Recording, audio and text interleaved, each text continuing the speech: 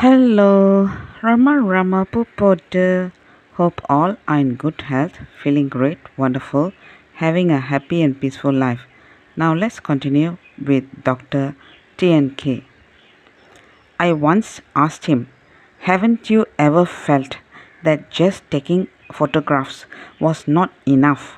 Dr. TNK confessed, sometimes I used to wonder if it was not ridiculous of me to pay so much attention to photographing his form when Bhagavan's teaching was, I am not the body.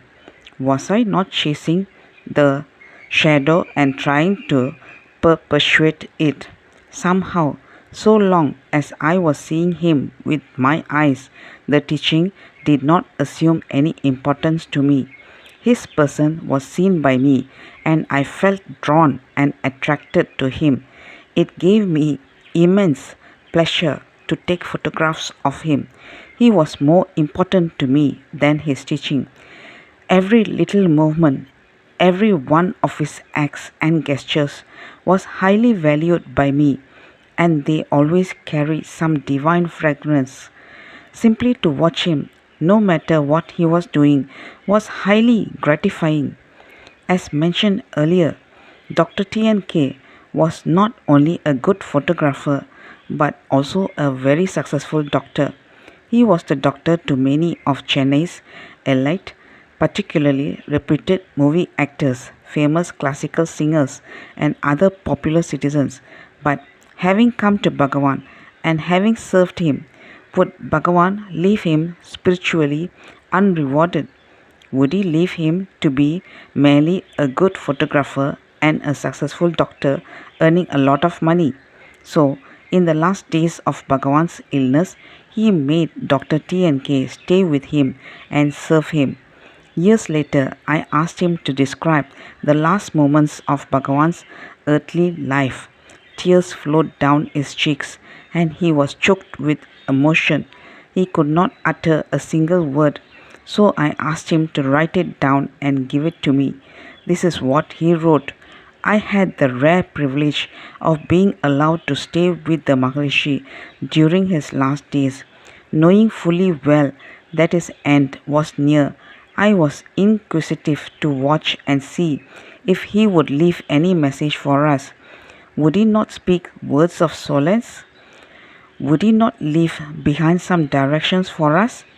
It was sad indeed to look at the suffering of the body, but the mystery was his attitude to it. He described all the pain and suffering as though the body belonged to somebody else. The question arose whether he was suffering or not. How could he describe the pain and suffering so accurately and locate it in the body and yet remain unaffected by it? There is a severe, intolerable headache, he said, as his kidneys started failing. The Maharishi never described the symptoms in a subjective manner. On the evening of the last day, the Maharishi asked to be propped up in a sitting posture, and he assumed something like a Padma Asana posture. His breathing was getting stertorous and heavy.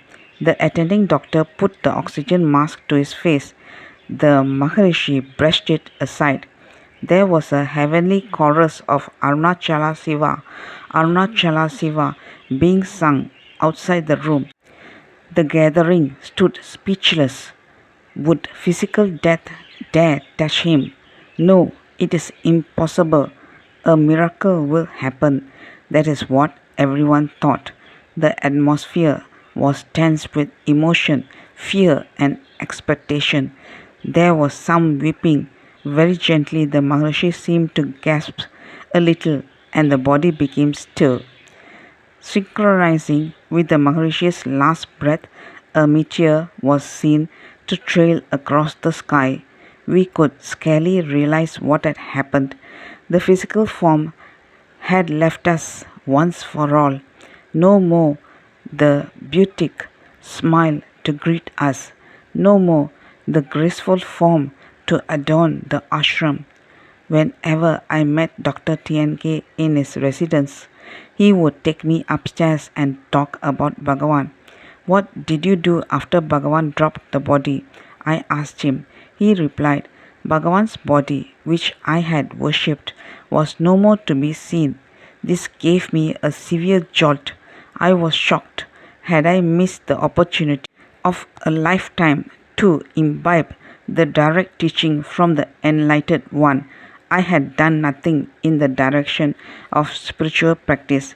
Had I wasted all my time taking photographs while I should have engaged myself in trying to understand and practice his teachings in his very presence? No, I said to myself, this cannot be true. I was sure I had obtained some grace from the Maharishi. He is somehow still here, only we have to learn to feel his presence as the substratum without form. We will never be forsaken, for he has himself assured us that he was not going away. He is omniscient. Then I turned to study his teachings. I began to see the truth in them. Some of the sentences touched me and made me feel that I was in his presence, listening to him. I took heart. The more I read, the more intimate the Maharishi became to me. His teaching pulsated with life. I began to understand it, and it mixed with my being and became my own. When he said this, I immediately prostrated to him, held his feet, and said, "Doctor, bless me." I knew that he was in that immaculate state of peace, repose, perfection, though he was dressed in a western suit and had a stethoscope around his neck. Once, a couple came to the ashram from New York. They wanted to know if there were any realized beings after Bhagavan.